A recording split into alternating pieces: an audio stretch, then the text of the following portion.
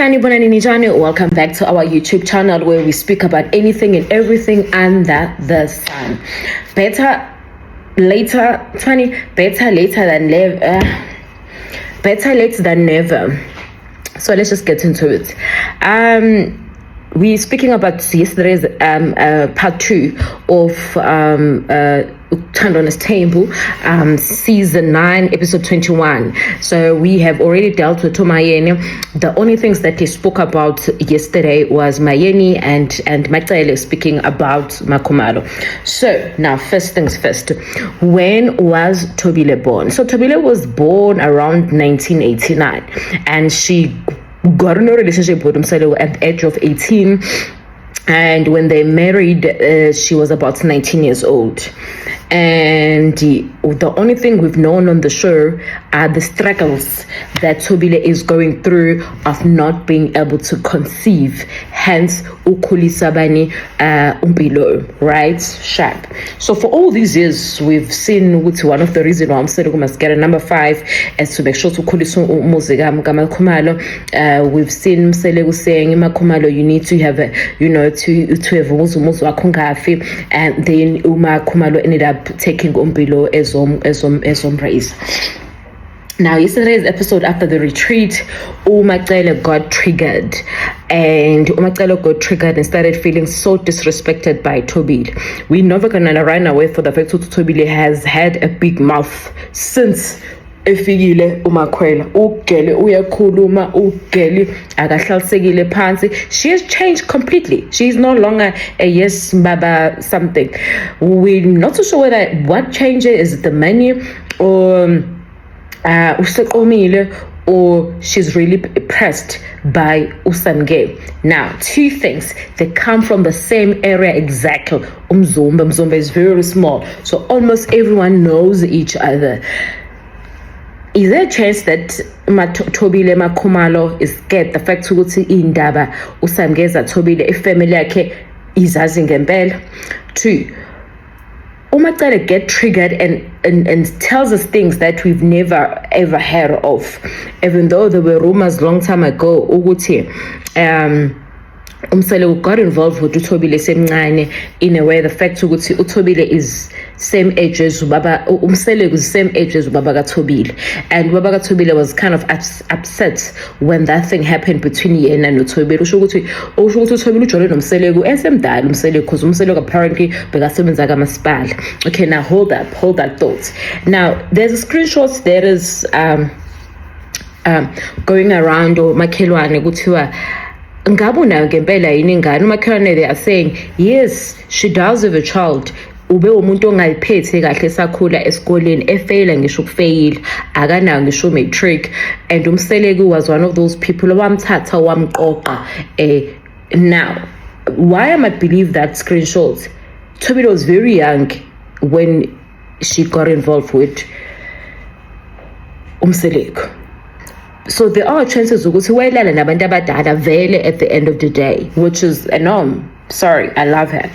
So now, when Macele speaks of the first ukuthi she had a child, yes, if she met Umseleki at 18 and she had a child at the age of 15 or 16, there are chances that she had a child at the age of 16 or 15, whatever. But then there's a trigger also. I am thinking that Makhumalo does have a child, but the child is hidden.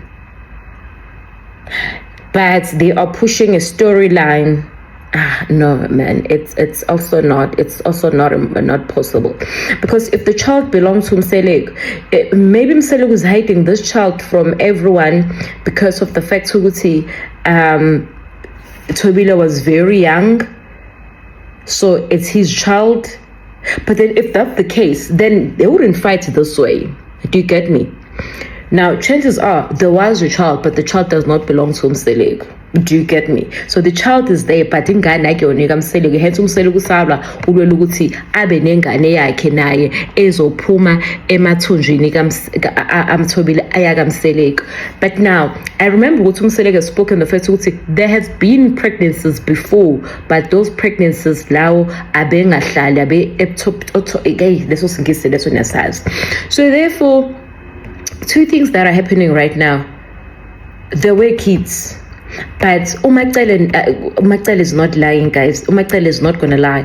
The only thing that I think now understand is Umselegu does not want to take responsibility at any given time.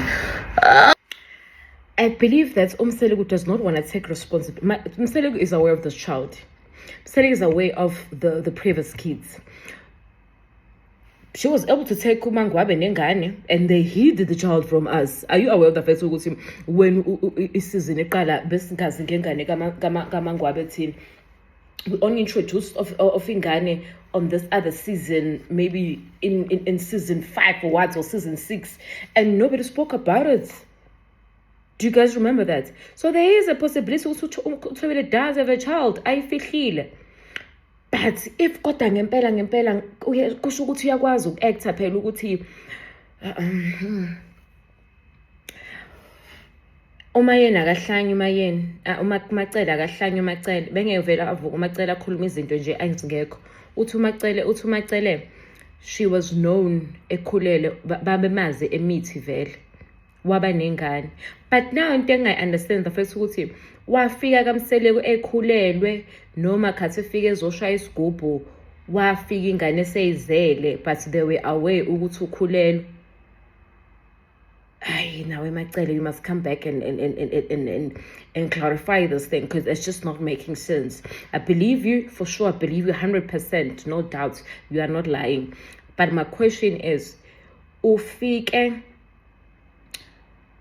uThobile wakhulelwa wasiyathathwa weza kaMseleko noma ufike kaMseleko ekhulelwe ushaya isigubhu noma ufikile wasebenza kaMseleko wakhulelwa wahamba yeah, it's not making sense Makhumalo Macele. I want to believe you, but I believe you for sure, but I need clarity in terms of that. So the timelines are not making sense. There is also a rumor that sekwekwalethi umuntu eMzumbe ezozama ukuzozalela uMakhumalo. Now chaza ukuthini lokho? Chaza ukuthi ingane ikhona but it doesn't belong to Mseleko, because these rumors which nama nearly believe the fact ukuthi kungenza ukuthi ingane kaMseleko but ungubusobile esinqenene, so it means that the child does not belong to Mseleko. Ingane kusho ukuthi ingane kabani ekaThobile lapho makhona samke. She's a neighbor usebhalile ku social media makhwela wathi Ngobo Mapholoba so kuthi baba wengane kwaku Mapholoba who was a neighbor who used to know Umseleko kanjani. But anyway, if you did not watch the show, please kindly watch the show. Here is the snippets from yesterday. Please let's speak about it. Ucabangani wena before sizobuka le show yamanje ebusuku. Izele lokho Iqala izapha ubakhala kwenzeke as if bungekho hayi uthi bengekho lento lena ye dinner ya last night ayinganisanga futhi like uma ngicabanga ngayo ila vele ngifuthuke kakhulu ngiyiselesele nje angazi ngini ezoqhuma manje ayidala futhi ziwu2 izinto zingidine futhi ngingaphezu kokudinwa kangangoba nento obekade ngokwami nento ade ngiyele lapha kwi-retreat ayikho ayisolvanga lutho kodwa yenze izinto zaba wesi. Angeke ngithi retreat ayisebenzanga ngoba ikwazile ukungivezela ukuthi abantu bazizwa kanjani ngami, but ke ifamily bengicabanga mhlawumbe izoba nakho ukubuyisana kodwa angicabanga ukuthi sitholile lo asitholanga neze. Ngenkathi sesilapha ya ngizoqala ngento nje esho uMakhumalo ukhulume into eyakhulunywa yimi sihamba naye siphuma kwezomshado usho kahle ke bakakhuluma eqala uthene sasishare yonke into of which is true konenta deyisho, but for her ukuthi akhulume into eyakhulunywa yimi sharing at that time azoyenza engasi ya mina ngayidirector kuyena eyiphi leyo nto into yokuthi you once said to me ngizoba unkosikazi wokwenzani uma ngabe ngizohluleka ukuzala ngizokunikeza izingane eziningi lezi owakuyifuna. Okay. Ngangithi mina I know those ways. Ngiyawazi mina ngoba kimi kwake kwashiya. Okay. So yini ke yena azoyikhuluma as if ngangisho kuyena as if kwakuyinto yakhe le ngoba kwakweyami hayi eyakhe. Into eyenza ukuthi ingidine kakhulu mangabe isisho uye ezoyisho ngami ngoba mhlawumbe kunokwenzeka yena ukuthi for the first time naye eyizwa into mhlawumbe ecishe ifane then abesezofaka mina ngingenaphi mina la nginazo izimpendulo ebengamtshela zona uThobile lapha ya ngakhetha ukuthi yazini indawo yakhe le uyazi ukuthi wenzani angilindi la mithuko bese bakhona enye into eyasho wena ke eyokuthi abanye benu babengafuni ukuthi ngithathe abanye abantu. I'm one person engakubuzayo mina ukuthi ukuthatha uMakhumalo uyamazi yini kahle? Yeah. Uyakhumbula ukuthi wathini mina? Esekudala angikhumbuli. Yona baba ngempela ikhona into ozokuyikhumbula nje. Yazi mama mangkhunjuzwe into endala ngifuna ukukhunjuzwa because angisazi ukuthi ngakubuza ukuthi lo mntwana is the same girl behlangana naye ekhulele nje angikubuzanga kanjani wayekhulele uMakhumalo awusakhumbula lutho kiwe ayasiyeke le ndayi mawuzongenza isima manje qala phansi ubuze mina awazi wena cha qiniso impendulo yami ithi fanele ngenze research ukuze ngikhumbule awazini wena awusakazwa ukuthi wakaba nehayi ingane before afika amsele ngawukwazi manje wena lokho awusakwazi lokho angisho ukuthi angikwazi manje kanti waye ubuzelani kanti na baba nosingenzani ke manje yini angiphiki ukuthi kwaba nengane angiphiki lokho yabona right okay ngaphambi uMakhumalo ayofika kaMseleko yeah wayengenayo yini ingane yakhe nomuntu wakhe uyazi wena ufuna ngifakaze into na awazi yini uyishuswe nawe uyayiqala leyo nto awuyazi nhloko it's okay angiqali leyo nto thank you soqedeni okay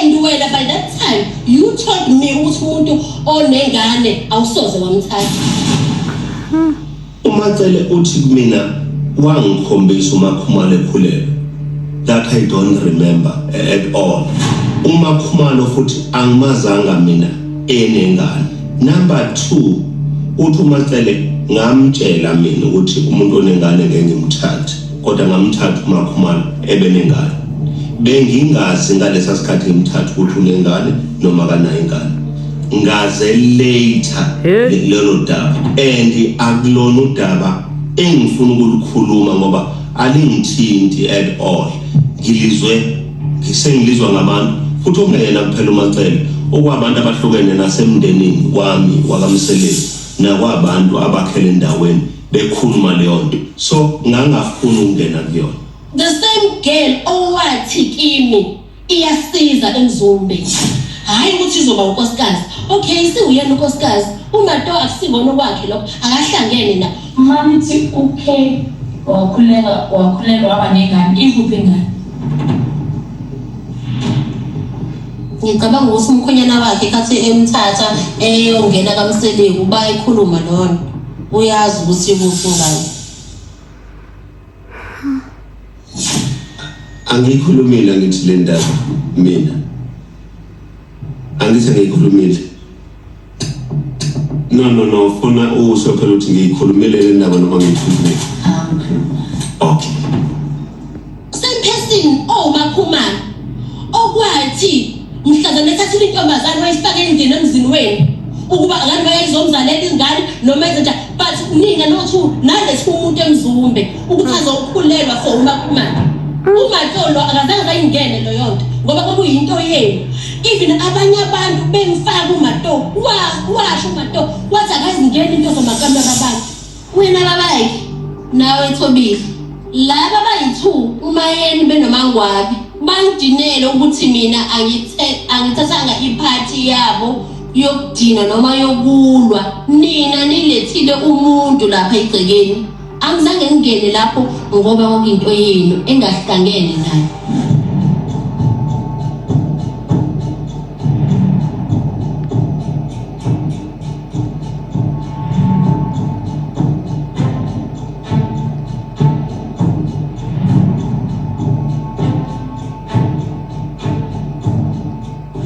So yena namhlanje ngoba nakho usemkhulu uyaphinda futhi uzothini uyekiseleni ingane yabantu ngoba thina awusiyekisanga. Uma kumele wafika la ekhaya isebenzayo. Yebo. La ungazange unyekise khona ukusebenza wayesebenzayo. Bese ngenina kani ngiphendule kulo mbuzo. One izinto ezikhulunywa uMatseli angifuni ukuthi zikhona noma azikho.